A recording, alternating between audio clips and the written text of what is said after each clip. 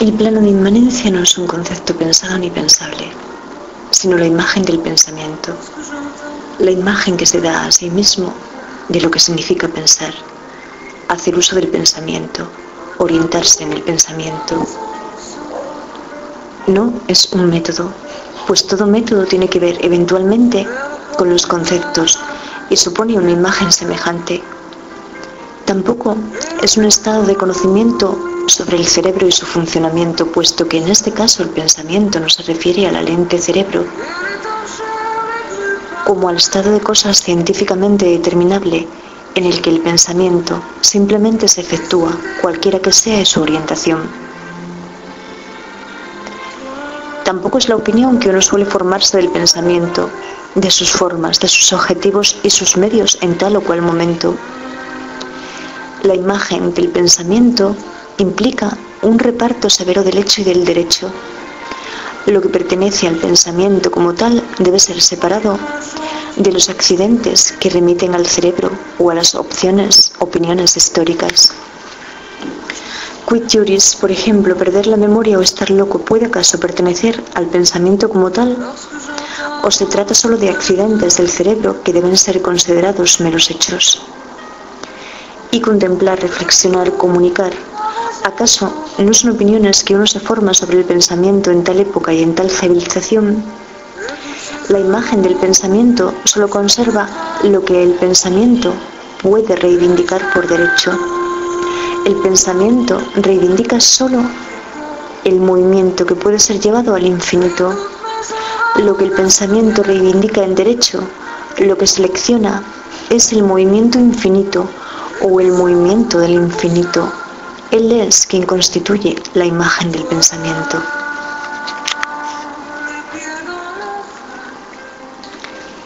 El movimiento del infinito no remite a unas coordenadas espaciotemporales que definirían las posiciones sucesivas de un móvil y las referencias fijas respecto a las cuales éstas varían. Orientarse en el pensamiento no implica referencia objetiva ni móvil que se sienta como sujeto y que en calidad de tal desee el infinito o lo necesite. El movimiento lo ha acaparado todo y ya no queda sitio alguno para un sujeto y un objeto, que solo pueden ser conceptos.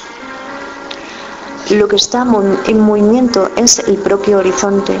El horizonte relativo se aleja cuando el sujeto avanza, pero el horizonte absoluto, en el plano de inmanencia, estamos ahora, ya y siempre. Pero en el horizonte absoluto, en el plano de inmanencia, estamos ahora, ya y siempre.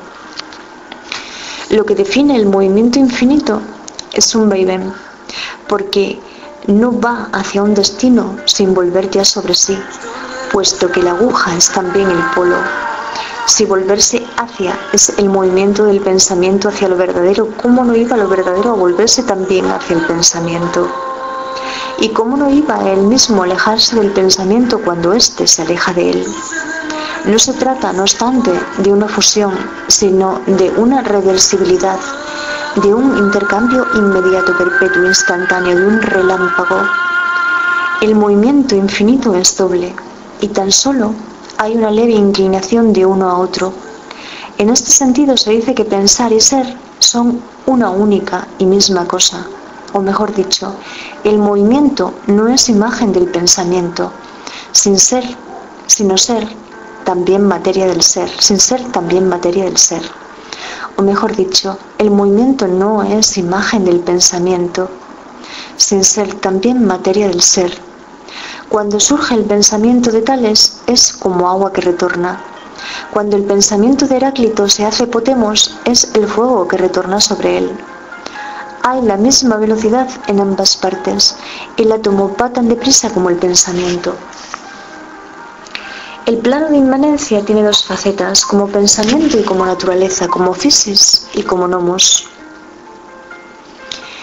Es por lo que siempre hay muchos movimientos infinitos entrelazados unos dentro de los otros, plegados unos dentro de los otros, en la medida en que el retorno de uno dispara otro instantáneamente, de tal modo que el plano de inmanencia no para de tejerse, gigantesca lanzadera, volverse hacia no implica solo volverse, sino afrontar, dar media vuelta, volverse, extraviarse, desvanecerse. Incluso lo negativo produce movimientos infinitos, caer en el error tanto como evitar lo falso, dejarse dominar por las pasiones tanto como superarlas. Varios movimientos del infinito están tan entremezclados que, lejos de romper el uno todo del plano de inmanencia, constituyen su curvatura variable, sus concavidades y sus convexidades, su naturaleza fractal, en cierto modo. Esta naturaleza fractal es lo que hace que el planómetro sea un infinito siempre distinto de cualquier superficie o volumen asignable como concepto. Cada movimiento recorre su totalidad del plano, efectuando un retorno inmediato sobre sí mismo, plegándose, pero también plegando a otros o dejándose plegar, engendrando retroacciones, conexiones, proliferaciones en la fractalización de esta infinidad infinitamente plegada una y otra vez, curvatura variable del plano.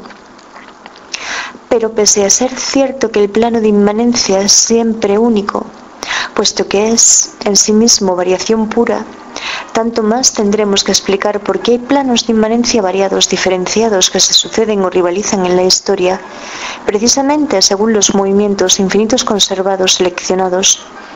El plano no es ciertamente el mismo en la época de los griegos, en el siglo XVII, en la actualidad, y aun estos términos son vagos y generales. No se trata de la misma imagen del pensamiento, ni de la misma materia del ser. El plano es, por lo tanto, objeto de una especificación infinita que hace que tan solo aparezca ser el uno todo, en cada caso especificado por la selección del movimiento. Esta dificultad referida a la naturaleza última del plano de inmanencia solo puede resolverse progresivamente. Resulta esencial no confundir el plano de inmanencia y los conceptos que lo ocupan. Y sin embargo, los mismos elementos pueden presentarse dos veces en el plano y en el concepto, pero no será con las mismas características, aun cuando se expresen con los mismos versos y con las mismas palabras. Y ya lo hemos visto para el ser, el pensamiento, el uno. Entran en unos componentes del concepto y son ellos mismos conceptos, pero de un modo completamente distinto del que pertenece al plano como imagen o materia. Inversamente, lo verdadero sobre el plano solo puede ser definido por un volverse hacia o hacia lo que se vuelve el pensamiento, pero no disponemos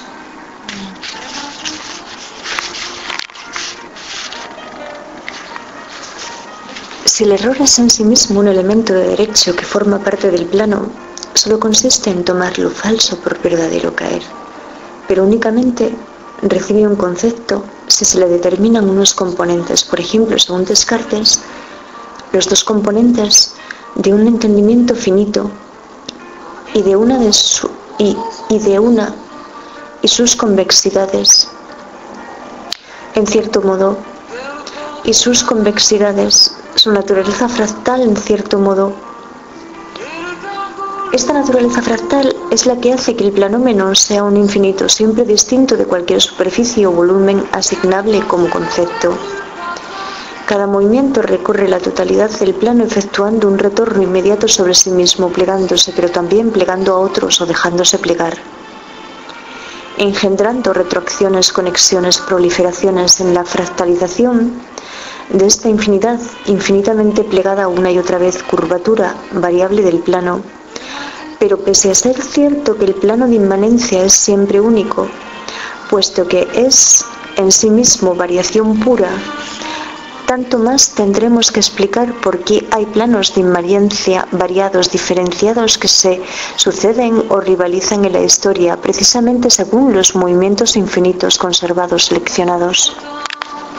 El plano no es ciertamente el mismo en la época de los griegos, en el siglo XVII, en la actualidad, y aun estos términos son vagos y generales.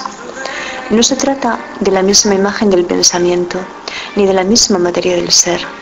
El plano es, por lo tanto, objeto de una especificación infinita que hace que tan solo parezca ser el uno todo, en cada caso especificado por la selección del movimiento. esta dificultad referida a la naturaleza última del plano de inmanencia solo puede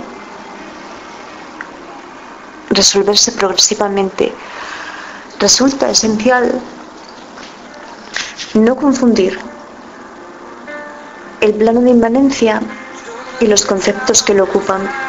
Sin embargo, los mismos elementos pueden presentarse dos veces en el plano y en el concepto, pero no será con las mismas características, aun cuando se expresen con los mismos verbos y con las mismas palabras. Ya lo hemos visto para el ser, el pensamiento, el uno. Entran en unos componentes de concepto y son ellos mismos conceptos, pero de un modo completamente distinto del que pertenece al plano como imagen o materia. Inversamente, lo verdadero sobre el plano solo puede ser definido por un volverse hacia o hacia lo que se vuelve el pensamiento, pero no disponemos así de ningún concepto de verdad. Si el error es en sí mismo un elemento de derecho que forma parte del plano, solo consiste en tomar lo falso por verdadero, caer, pero únicamente recibe un concepto si se le determinan unos componentes, por ejemplo, según Descartes, los dos componentes de un entendimiento finito y de una voluntad infinita. Así pues, los movimientos o elementos del plano solo parecerán definiciones nominales respecto a los conceptos, mientras ignore la diferencia de naturaleza.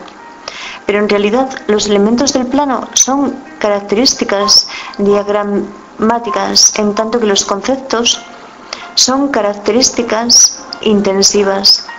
Los primeros son movimientos del infinito, mientras que los segundos son las ordenadas intensivas de estos movimientos, como secciones originales o posiciones referenciales, movimientos finitos, cuyo infinito tan solo es ya de velocidad y que constituyen cada vez una superficie, un volumen, un perímetro irregular que marca una detención en el grado de proliferación. Las características intensivas jamás son la consecuencia de las características diagramáticas, ni las ordenadas intensivas se deducen de los movimientos o de las direcciones. La correspondencia entre ambos excede incluso las meras disonancias y hace intervenir unas instancias adjuntas a la creación de los conceptos, es decir, a los personajes conceptuales. Así, si la filosofía empieza con la creación de los conceptos, el plano de inmanencia tiene que ser considerado prefilosófico. Se lo presupone no del modo como un concepto puede remitir a otro, sino del modo en que los conceptos remiten en sí mismos a una comprensión no conceptual. Aún así, esta comprensión intuitiva varía en función del modo en el que el plano es establecido. En Descartes se trataba de una comprensión subjetiva e implícita, supuesta como el yo pienso como concepto primero. En Platón era la imagen virtual de un ya pensado que duplicaba cualquier concepto actual. Heidegger invoca una comprensión preontológica del ser, una comprensión preconceptual.